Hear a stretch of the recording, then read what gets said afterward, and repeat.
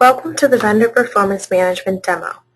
First, I'm going to give an overview of Vendor Performance Management, or VPM, followed by an introduction to the charts and graphs, an explanation of tolerances, and finally go through a data functionality overview.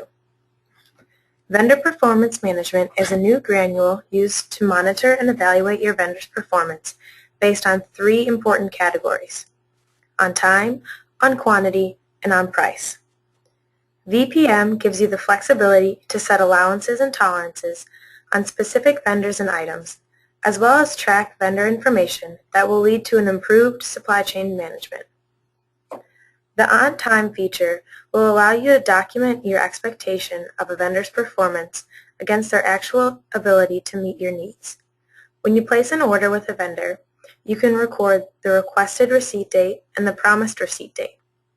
Vendor Performance will compare these dates to the actual receipt date and calculate how many days early or late the order was.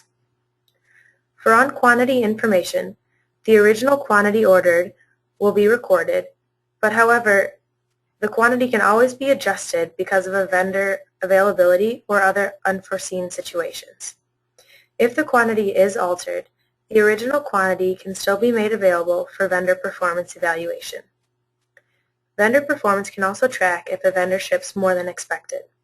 This system allows you to enter limits on over receipts that will allow processing of those orders until the limit has been exceeded. For on-price information, Vendor Performance allows you to track your expected cost against what is actually invoiced. This allows you to see if the vendor charged more or less than you had anticipated. Now let's look at the role center for the purchasing agent. One of the major benefits of VPM is its ability to use charts and graphs to visually present the data collected. Being able to view the data visually can allow for a quicker analysis of vendors and makes it easier to spot trends. By tracking this information, you are able to make informed decisions about the vendors you use for trade, which in turn will benefit your response time to your customers. You can customize your role center to include charts that you find most beneficial. These charts can also be placed on an item list and item card, as well as a vendor list and vendor card. There are many different charts that you can use to display your on-time, on-quantity, and on-price data. Here are a few of the available charts that I've selected for my role center. This first graph shows on-time data, and it's about the days early and late. On the x-axis, you can see a list of your vendors. On the y-axis is about average days. There are 4 columns for each vendor to differentiate the different dates. When you hold your cursor over the graph, over one of the columns, it will tell you the average days and what each column means. Blue is for average days early from the promise date. Red is for average days late from the promise date. Green is for average days early from the requested date. And purple is for average days late for the requested date. This graph can help you judge which vendors are mostly on time, late, or early. The second chart that I have shown here tracks on quantity information. It compares the quantity ordered versus the quantity received. This is helpful to know how much more or how much less product you are receiving than what you had actually ordered. The quantity ordered is in blue, and the quantity received is in red. If there's a major difference between these two, that would indicate a red flag for that vendor. The third and fourth chart on the role center show the top 10 vendors on time and the worst 10 vendors we have. This shows which vendors are closest and furthest from being on time with their shipments. Tracking this information can help you decide who to order from, especially if it's a time-sensitive order.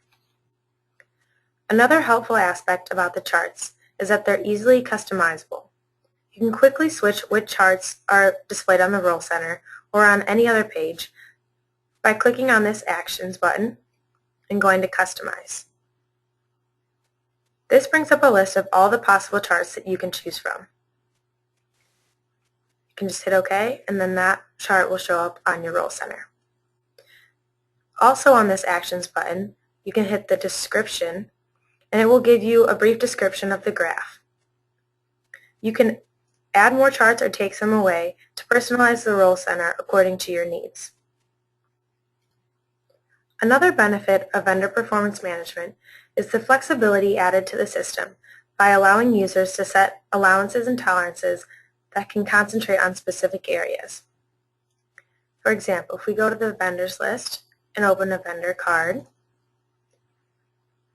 you can see the 4 main control parameters that you can set. Early days allowed, late days allowed, cost overage tolerance percentage, and over-received tolerance percentage. These 4 allowances and tolerances can be enabled on the vendor card, item vendor catalog, item categories, and product groups.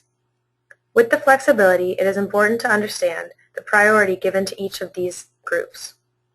The order of precedence is item vendor catalog, item, product group, item category, and lastly vendor. In general, the more specific the assignment, the higher priority. For example, if you open up a vendor card such as this one, the Lucky Flower Trading Company, you can see that this vendor allows a 3% cost overage tolerance percentage. But let's say this vendor in their next transaction was going to order iced tea jugs.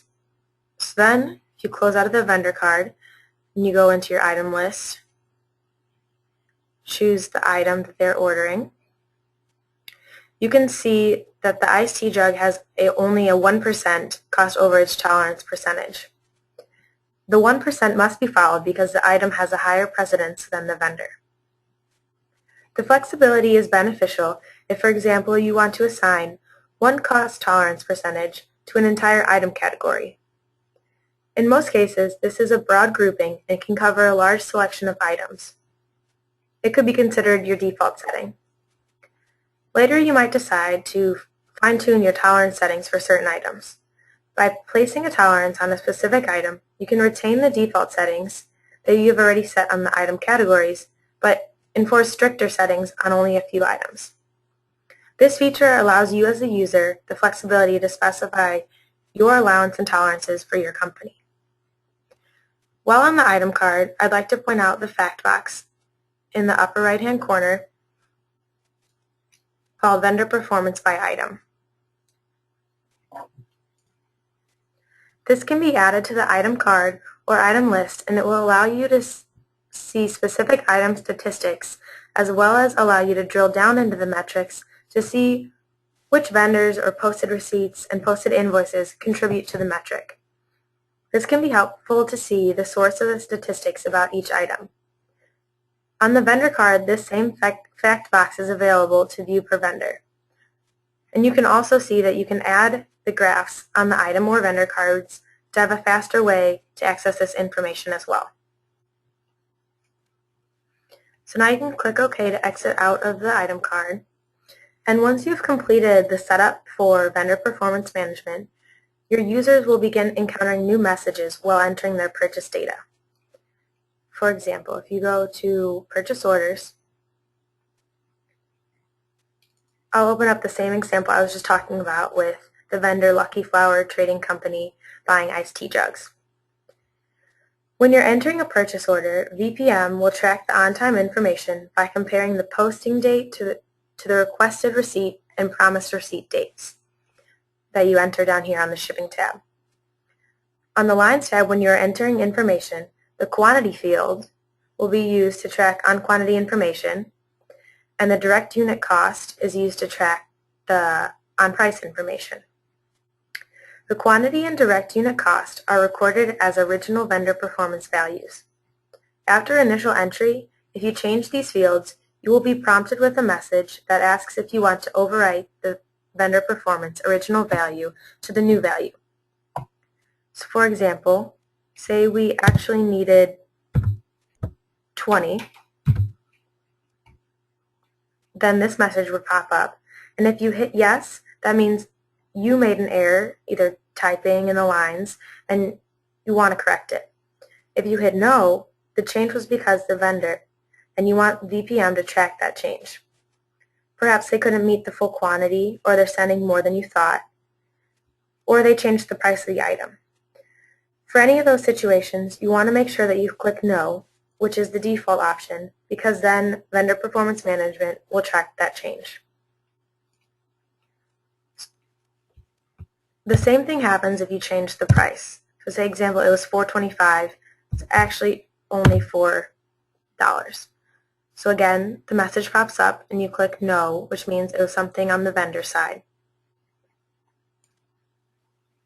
There's also a field on the purchase order in the General and the Lines Fast tab called Vendor Performance Exempt, which is right here. If you would like to disable vendor performance data collection on this entire order, you can activate the exemption on the General Fast tab, and it will propagate to the Lines Fast tab.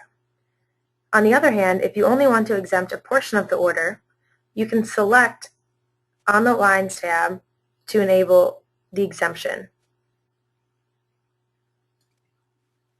So now we're going to post our order, receive an invoice, and then you can view the entries created in the Vendor Performance Ledger. To access this page, you're going to want to go to your departments, your navigation pane, up to Purchase, then click on your history, and this is where you can access your Vendor Performance Ledger. The vendor ledger entries are a great place to see all the vendor performance data that has been collected. Each purchase order has 2 corresponding vendor performance ledger entries. Your on-time data and your quantity details come from the purchase receipt document type. Your on-price details come from the purchase invoice document type. In terms of on-time data, you can identify the original requested receipt date and the original promised date for an entry, which you can see is right here and here. Based on when the order was received, it will calculate the number of days before and after the requested date and the number of days before and after the promised date. There are checkboxes in the Vendor Performance Ledger to tell you if the entry is exempt from Vendor Performance Management tracking, which would have been decided when you were creating the purchase order. So if you scroll a little bit to the right, you can see that this order was not exempt because we did not check it on the purchase order. In terms of on-price data, the Vendor Performance Ledger also contains a checkbox to tell you if the entry exceeded the cost variance. As you can see, this entry did exceed our cost tolerance set. The vendor ledger entries also give you the original unit cost, the new unit cost, and it will calculate the unit cost variance for you. In terms of on-quantity data, the ledger will show, keep moving over, the original quantity ordered, the quantity you actually received, and another piece of information the ledger contains is the original value ordered compared to the actual value received. This number is calculated by multiplying the original quantity by the original unit cost and comparing that to the actual quantity received times the new cost. This is a great way to tell how accurate a vendor is to delivering what you ordered. More detailed analysis can be performed on the data by sending it to Excel, creating your own charts, as well as by accessing the Vendor Performance Statistics page, which is also found under the Purchase Department in History. So we can go back to our History page, and the Vendor Performance Statistics page is right above the Vendor Performance Ledger link. So we can click on that. On this page, you can choose which period the statistics will be presented from, and you can also drill down into underlying documents to see the source of these numbers. This page shows you by time periods what the stats are for the current period, the current fiscal year, the previous fiscal year, and to date. As you can see here for on-time data, this page tracks average days early, average days late, and the quantity on time. For on-quantity information, this page tracks quantity ordered and quantity received. For on-price information, this page will track the value ordered, the value received, and the average cost variance percentage. Overall, vendor performance management will allow you to track qualities about your vendors, which will provide you with valuable information that can be used to make informed decisions about your vendors. The information collected on the vendor's ability to be on time, on quantity, and on price can be shown visually through charts, in ledger entries, or statistically. This concludes the overview of vendor performance management. Thank you for choosing our product, and we hope you are excited for the benefits that you will see in your company. If you have any further questions, please call 877-745-4241 and ask for NAV technical help. Thank you.